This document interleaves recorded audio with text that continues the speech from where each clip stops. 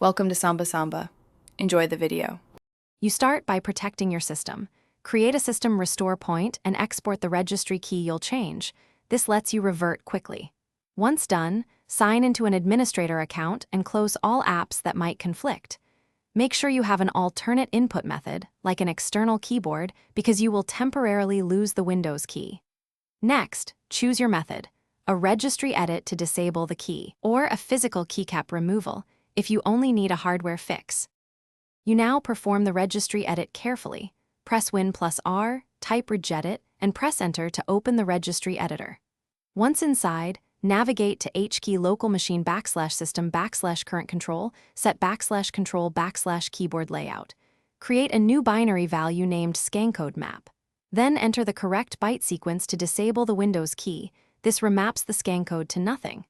After adding the value, close regedit and restart Windows. After reboot, verify the Windows key no longer triggers the start menu or shortcuts. If that fails, use your system restore point or return to regedit, remove the scancode map value, and reboot again. This restores default behavior.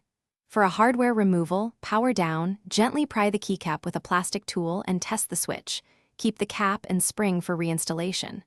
Troubleshooting tip: if shortcuts still fire, check startup utilities and driver remappers that might override scancode changes, and disable them before retesting.